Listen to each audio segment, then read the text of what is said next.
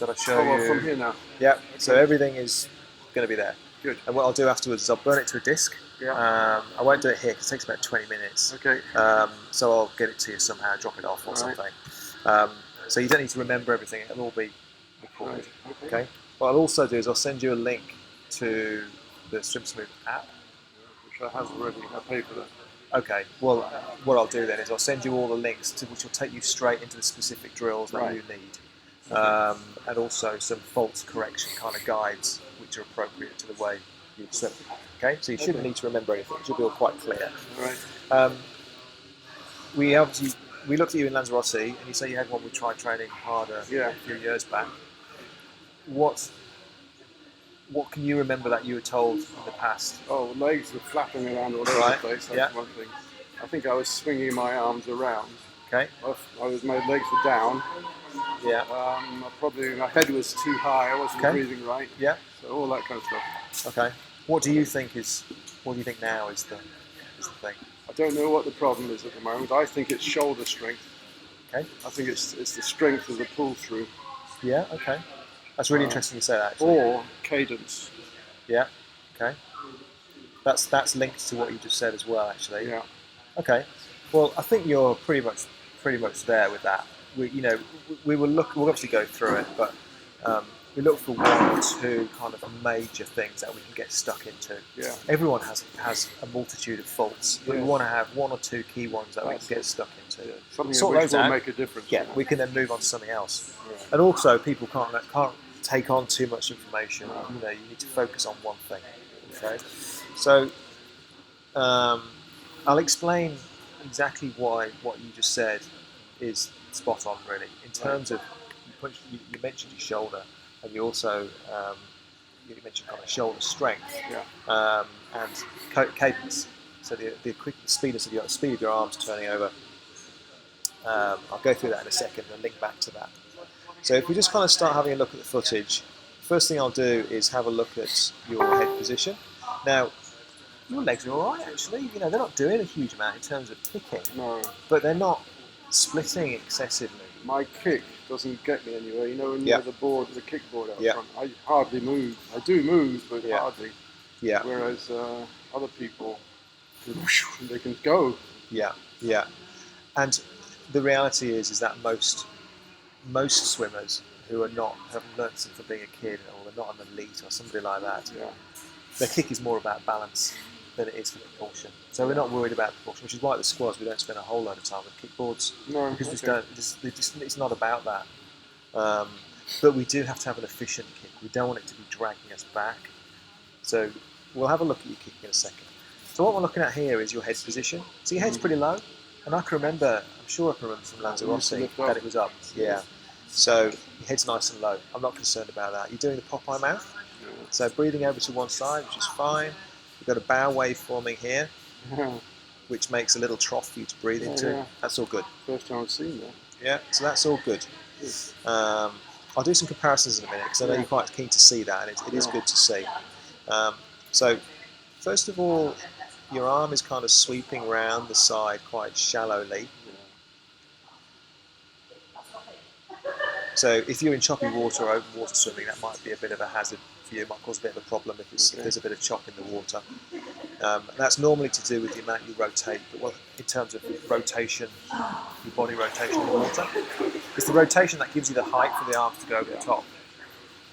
Also, I try and do the thumb and the armpit thing as well, but obviously I forgot about that. Okay, so let's play it through. So you're spearing in there. Got a bit of splash coming in as the rest of the arm follows in, but nothing too bad to worry about. Nothing too much to worry about that side. Similar amount of lift on the other side as the arm recovers, and not as much splash on that side. You're breathing on both sides, which is good. So that's going really shallow, that one. We'll have a look at your rotation in a second. So from the side view, not too bad. Quite a low recovery out of the water, but not too bad. So not telling us a huge amount there. So we dip underneath the water. So the first thing we see is, the depth of the legs. So in relation to the surface of the water, it is quite low, and it's. I mean, your bottom and the rest of your upper body is actually fairly high, so your legs are coming down from the hip. Yeah. You are kicking. Yeah, you are kicking. Let's get rid of those. And your kick's all right, actually. You've got a reasonable amount of flexibility in your ankles. But some people are like on a dagger feet, and they just point straight down. I realised dagger feet would be anchor feet. Yeah, exactly, yeah. So, you've got quite a straight ankle here, so that's good. And when you give a kick, you actually are lifting up a bit closer. But your kick is a little bit inefficient. Yeah. So, although we don't need it to be propulsion, we want to have a nice kick and a bit more of a kind of a rhythm to it. So we might have a little bit of a look at your kick. But the overall message here is the thing that's causing you to not go as quick as you like is largely down to drag. All right, so we look for what's causing the drag, why your legs are low. Kick's part of it. What I'm also going to look at here is, are you holding your breath? And I don't think you are, actually. Yeah, because we see a steady stream of bubbles coming out here. The chest sort of seems to stick out a long way, doesn't it? Yeah. There's a gut there as well, but the chest sticks out. Yeah, and I'll come to that in a second, really. So, in fact, what we'll do is we'll play it all the way through until you come back again and have a look from the other side. So that's you real time. Mm-hmm. Now, you mentioned your shoulders before. You haven't got the shoulder strength. You've got to build up your shoulder strength, you said. That's really interesting you say that, because you shouldn't use your shoulders. Well, what I meant was these bits. Yeah, okay, all right. Because behind the shoulders, yes. Here we are. So what you are doing, let's get back a tiny bit. I suppose back, really, yes. The back. So you're recovering into the water. So your hand is spearing in. That's nice. So you've got your elbow above your wrist, above your fingertip. So your hand's in the right position. But this is where we need to start getting kind of drilling down into what's going on here. If you watch that hand there, and what happens with that arm is, well, I'll play it through, is it pushes down, wide, all right? Yeah. So it's pushing like that, all right?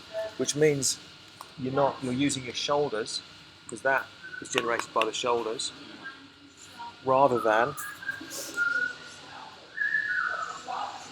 I'll show you Rebecca Adlington. Multiple gold medalists. Speed it up to the other end, she's coming back the other way. Okay, here we go. Seems like a fish, isn't she? Yeah, and you just so fluid through the water, really. aren't they? So, I mean, Rebecca Adlington's actually got a flaw in her stroke here because her hand is up. Yeah. So she's actually putting the brakes on, so even she has flaws in her stroke. So, but now what we're looking at here is what happens to her arm position. Yeah. So she extends forward, the elbow stays high, and then that forearm comes down. It's not a good angle. I'll show you another angle in a minute. But so she ends up with it. So let's see if I can find. Here we go. Perfect. And we do score number one. You weren't there this morning, but we do score number one. You do it in the squad like that. That is mimicking that, being in that position, getting used to being in that position. Score number two is that. That's what we do. Score number two, and that's what I'm trying to show you is that is what we need to try and get with you. All right, because that with the rotation and the elbow high, you're then. If you imagine where you want to be pressing the water, you want the water to be going that way back. The way she's just come. So she's going like that. She's starting to catch the water at the front, and then she's using a whole of the forearm, pushing all back. So, and that angle there should be between 100 and 120 degrees. Okay, so you're getting on for 180. So that's the main thing for you. And what happens with pulling wide is you'll feel the pressure on the shoulder. You're using weaker muscles, so the chest and lats are much stronger. And also, what you're doing is you're creating a big lever. So you're pushing down rather than pushing back. If you push down, let's get rid of Rebecca for a second. If you push down at the front of the stroke, it's the same on both sides. It's wide. It's a little bit. It's a little bit more better. bent arm here. Exactly. Yeah. So it's not until you kind of get back here, and then you pull in a little bit close to the body at that point. But when you turn to breathe, so you're pushing straight down. Oops, not one. So that is going down. There's no forward propulsion there. And if you look what happens here to your chest, it rises up. If your chest rises up, your legs drop. So the legs being low is all caused. It's a chain reaction. Okay, ultimately, is what we're looking at here. So a big straight arm sweep. Wow. Wrong. Yeah. But that's what I mean, like the big meaty things that we can try and get stuck into. Yeah, it's obvious, it's clear to see, isn't it? So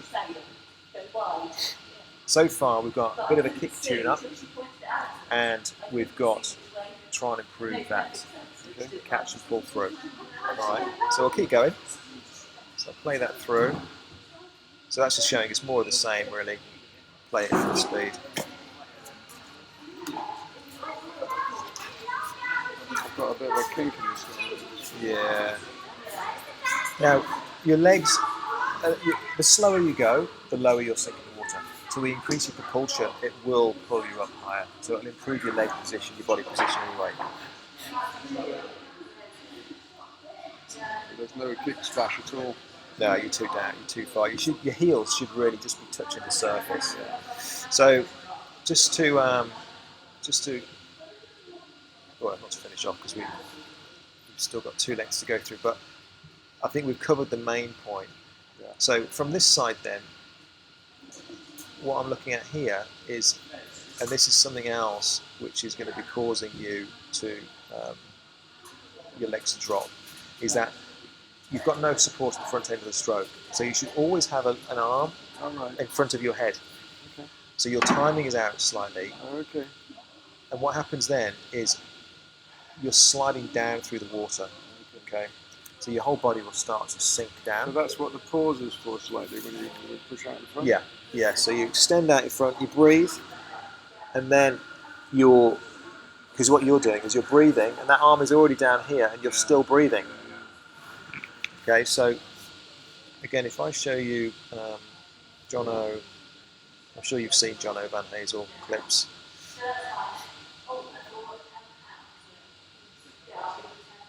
Yeah, there he's got his arm out. So, and what they call it front quadrant swimming. So it should always be a hand in front of the head there.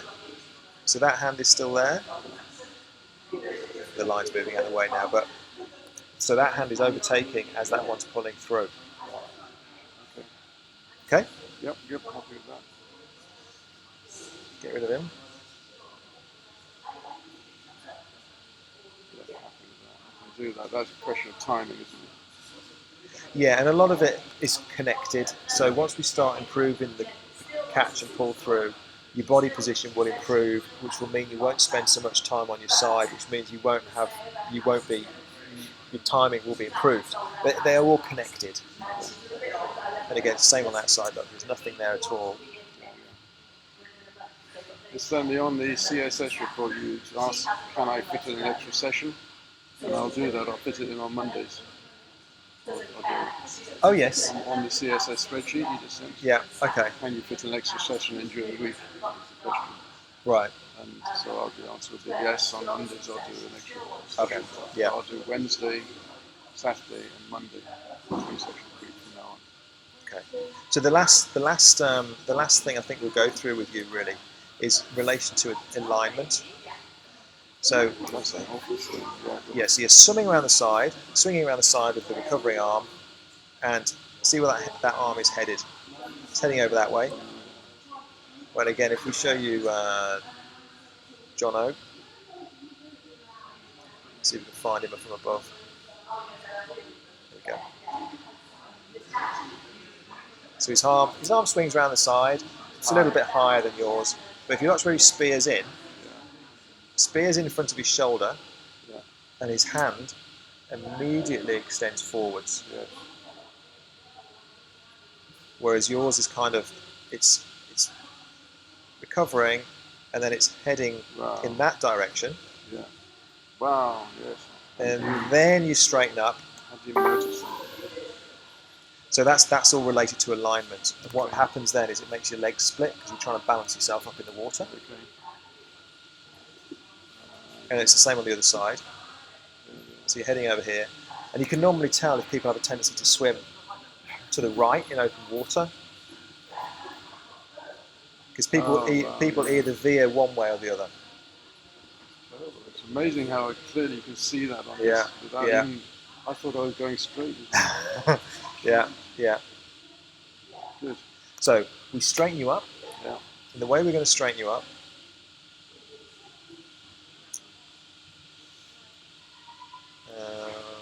where are we? Drills. Is we're going to spend a little bit of time kicking on the side. These are drills that you've done, but it's different here because I'm going to be giving you specific feedback so that you know you're in the right position. Okay, you're going to know what it feels like to be holding the correct position. A lot of people do the drills wrong. There's no point doing them wrong. So kicking on the side. So the idea of the kicking on the side is to straighten you up. So you get used to breathing and that lead arm staying high and straight. So you know how you're breathing and that arm is going. Yes. You're going to get used to breathing and that arm staying there. Yeah. And not only that, but when you have a look from above. I can do that when we do it drills, and I'm happy with that drill. Yep, okay. So you can see, nice and straight. Yeah. And then, we won't spend much time on this, but the natural progression, again, it's no surprise, it's a 6-1-6.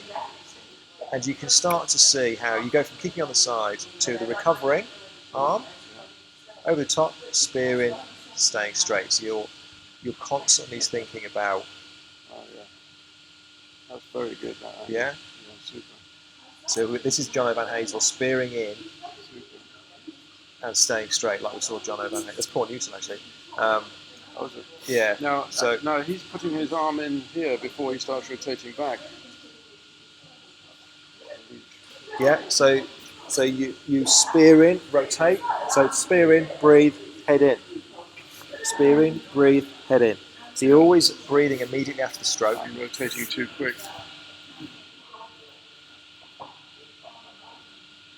So we'll get that drilled in. Get you nice and straight. Okay? And it's, you're thinking about keeping your chest out, shoulders back. And that's what pulls you straight. Rounded at the shoulders, then that's what pulls the arm across the centre line. Chest out, shoulders back. And there's a drill it's not on here, but called the press stud drill, which I'm not sure if I've done with you before, but if you imagine you've got a press stud that way between your shoulder blades, when you're taking a stroke, you're trying to clip it shut. Yeah? I've done that one there. And it's just something for you to visualise, to try and remember to pull it all straight. So, we're going to spend some time doing alignment. And then what I'm going to get to do with you is, for the, what we'll do is, let's look at the most appropriate one really. I like a javelin drill. Oops. And we'll do some single arm strokes.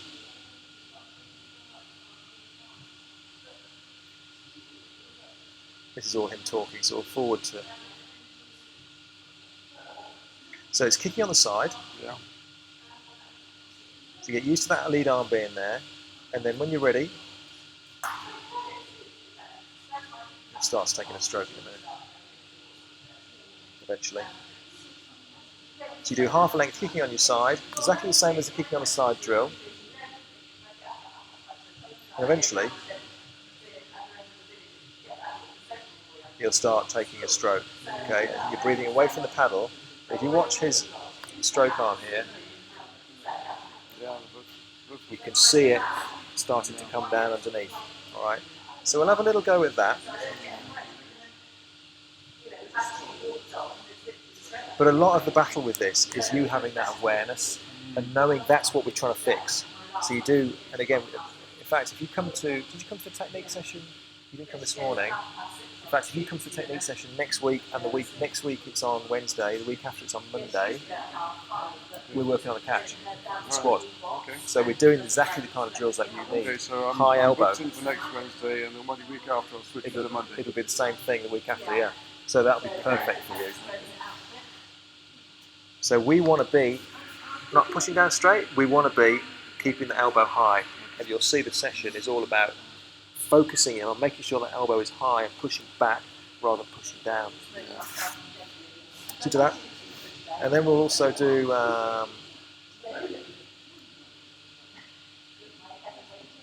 the doggy paddle. Sorry, we'll do skull. No, we won't. We won't do doggy paddle. Skull. We'll do doggy paddle. And again, we can see what we're trying to achieve here is we're extending forward like you do in the normal stroke, but all we're focusing in on is pushing through. So we're constantly getting ourselves used to pulling through like that, not like that. Okay. Yeah, that's a good one. And that's a really key drill for you. And what you can do is do half a length like that, and then take it to normal swimming, but still continue. No, it's got full buoy in. Yeah. So you take it from that into full swimming in the same length. So you try and mimic that and keep that high elbow there. Okay? But I'll go through how to do the drills obviously now. And that's going to be enough for us to get on with. Yeah. Okay? If we get time, we'll have a look at your kick tune-up. But that's fairly basic stuff. So that's in terms of kind of torpedoes, making sure those big toes are tapping together, which you do. I'm sure you've done that in the past anyway. But this is the big winner for you, is getting you straightened up, getting that catch and pull through, tied it up. Good. All right? Yeah. Good. Right, so got any questions before I switch off? No, that's fine. Okey-doke. So stop.